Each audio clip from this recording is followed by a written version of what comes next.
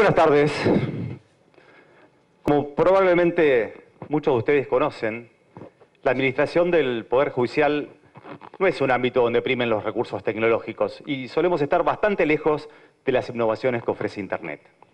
Para ser exactos, cuesta bastante contar con Internet como una herramienta que acompañe a diario nuestro trabajo. Quizás por eso, cuando poco tiempo atrás Nicolás me invitó a participar de estas jornadas y en ese contexto me explicaba que se trataba de una serie de charlas en formato TED, mi primera pregunta fue, ¿en formato qué? Había escuchado alguna vez esa referencia a TED de boca de mi hija mayor, pero claro, automáticamente eso pasó a formar parte de ese glosario inexpugnable de los adolescentes que solo me hace pensar que todavía no salí del siglo XX. Ochentoso creo que nos dicen por ahí, ¿no? Con ánimo de calmar mi cara de espanto, Nico me dice, quédate tranquilo, esto es como una suerte de stand-up. Tampoco tengo que explicarles que no me sentí mucho mejor después de eso. Pero lo cierto es que me gustó la idea, acepté el desafío y estoy acá para intentar transmitirles algunas inquietudes como motor para generar nuevas ideas un poco más a tono con este siglo XXI. Por eso quiero hablarles de neurociencias. Y ustedes se preguntarán, ¿qué tendrán que ver las neurociencias con las ciencias del derecho? Casi que para la mayoría, la figura de un neurocientífico y la de un abogado aparecen casi como inconciliables. Ahora les cuento que, en realidad, mi inquietud por las neurociencias nació tiempo atrás, cuando cobraron notoriedad las primeras conclusiones que publicara Benjamin Libet, un neurobiólogo, en una revista especializada llamada Mind Time. Basado en comprobaciones experimentales, Libet constató dos tipos de reacciones en la corteza cerebral que podían ser captadas por sensores electromagnéticos externos. El punto de partida consiste en que un movimiento, por ejemplo, respecto de una misma mano, puede responder tanto a una decisión consciente de hacerlo, como en cambio a una predisposición a hacerlo sin conciencia expresa de querer hacerlo. Las mediciones practicadas en todos los casos indicaron que hubo actividad en ambos sectores de la corteza cerebral, pero por una diferencia de pocos milisegundos, primero se activaba la zona motora predispuesta, es decir, la inconsciente, para luego recién después activarse la zona de formación de voluntad consciente de cumplir la orden y mover la mano. Muchos se animaron a anticipar entonces que un obrador humano no era fruto de la decisión de llevarlo a cabo, sino en realidad de un mecanismo que se desata por una previa predisposición a reaccionar ante dicho estímulo.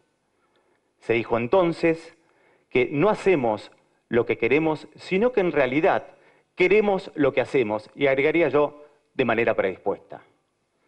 Para muchos, el libre albedrío patentado por San Agustín habría llegado al ocaso de sus días. Imagínense entonces, dije, de ser ciertas estas comprobaciones experimentales, ¿no estaríamos viviendo en una Matrix? Inmediatamente pensé que en cualquier momento me iba a cruzar con ese señor morocho, robusto, con cara de malo, que coprotagonizara el film que hiciera famoso Keanu Reeves. Claro, ya sé, los más románticos van a pensar en este contexto en La vida de sueño de Calderón de la Barca. Pero lo cierto es que los penalistas, frente a estas novedades, entramos un poco en crisis para verificar si efectivamente hacíamos lo correcto cuando reprochábamos responsabilidad tras una conducta que había actuado sin déficit de capacidad, infringiendo la ley y sin causa que lo justificare. De momento, y solo de momento, hemos salido de este entuerto tras reflexionar que en realidad en el derecho penal trabajamos sobre un modelo político de sociedad, donde sus integrantes se sienten libres en la toma de decisiones y donde entonces solo será posible reprochar responsabilidad cuando hubiera sido posible exigir un actuar de otro modo, sin necesidad de caer en un modelo propio de las ciencias duras, porque lo nuestro son las ciencias sociales y desde ahí entonces podemos trabajar sobre una noción de capacidad de opción. Pero más allá de todo esto, que puede resultar un poco intrincado para nuestras ciencias sociales, lo cierto es que este asunto de las neurociencias despertó en mí una profunda curiosidad al descubrir lo poco que conocemos sobre el funcionamiento de nuestro cerebro y al mismo tiempo constatar los novedosos descubrimientos que esta ciencia nos ofrece día a día. En principio, todos podemos, o más o menos tenemos una idea de lo que sucede, de qué forma el cerebro reacciona frente a estímulos de colores. Se ha sugerido que pasar tu vida escolar viendo como el profesor corrige tus errores con un círculo rojo hace que asocies para siempre el rojo con el peligro. Esta idea de alguna manera también se refuerza un poco con esta noción de que los frutos venenosos son generalmente rojos. Y fíjense que en cambio el azul en general es asociado con una situación de mayor tranquilidad, como observar el mar o maravillarse frente al cielo. Lo cierto es que en el año 2014, una investigación de la Universidad de Basilea en Suiza indagó sobre los efectos de un programa llevado adelante en ese país. Se trata de un programa piloto, denominado gráficamente Enfriamiento Rosa, y que procuraba entonces llevar adelante este programa en al menos 30 pabellones de 5 cárceles del país helvético. Trabajaba sobre la terapia del color, y lo que procuraba es buscar un clima de mayor calma y un entorno de relajamiento para aplicarse en las prisiones suizas más peligrosas. Ustedes se preguntarán como yo, ¿cómo será un preso suizo peligroso? Seguramente muchos de nosotros vamos a asociar todo esto a Joseph Blatter, el expresidente de la FIFA, alguna final del Mundial que perdimos por ahí y algunas otras cositas un poquito más recientes.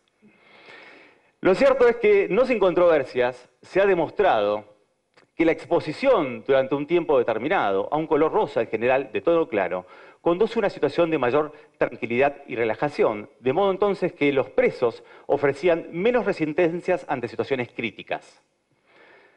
La cromoterapia fue también una técnica seguida en países como España, Alemania, inclusive en muchas cárceles del sistema penitenciario de los Estados Unidos de Norteamérica.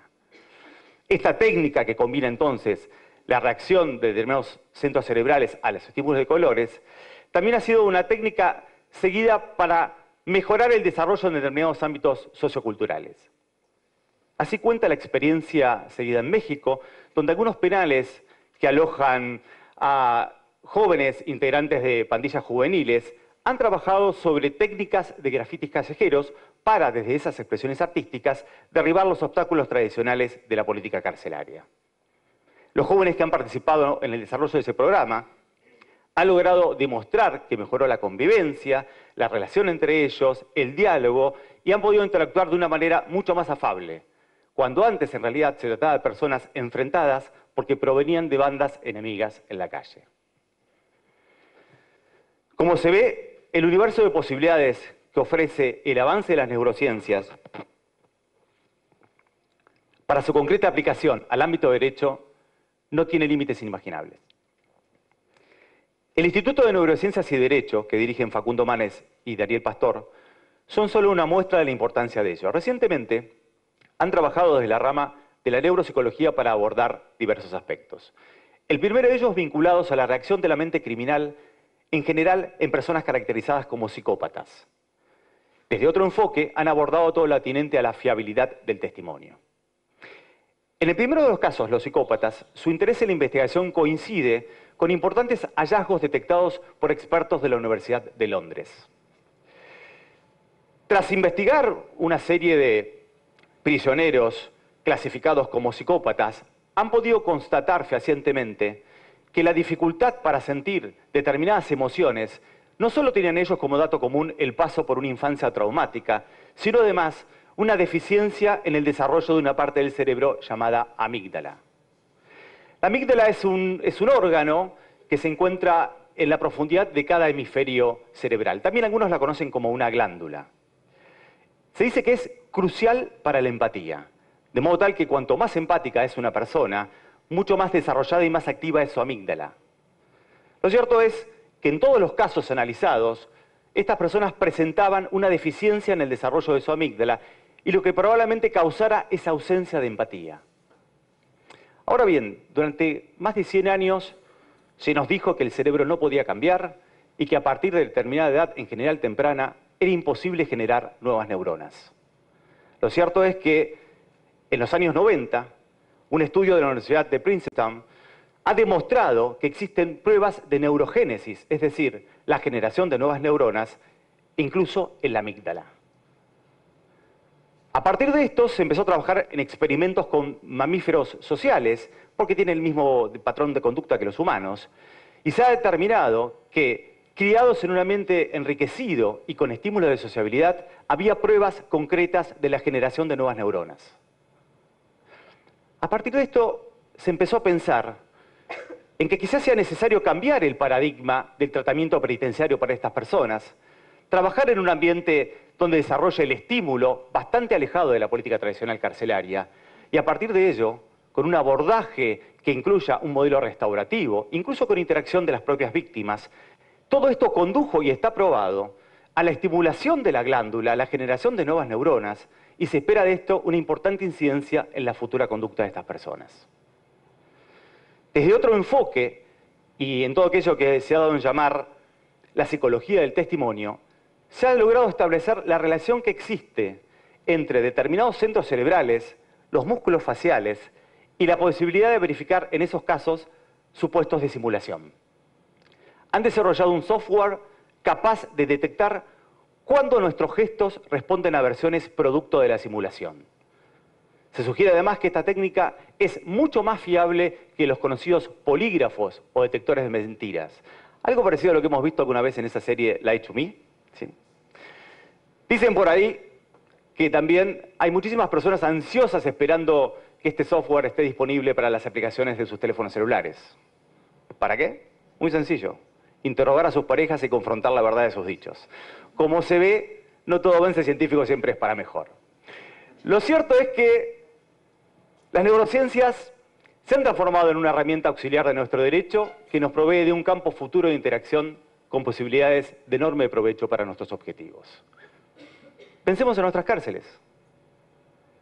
La forma en que una persona cumple su pena de encierro y las herramientas que ofrece el Estado para mejorar su integración social, en general, no se diferencian mucho de la forma en que se cumplía la pena de prisión en cárceles medievales. Pretendemos integrar seres humanos a esta sociedad del siglo XXI, pero los privamos de las más elementales herramientas de educación, ni hablar en este contexto del acceso a Internet. Es como pretender casi enseñar a jugar al fútbol dentro de un ascensor.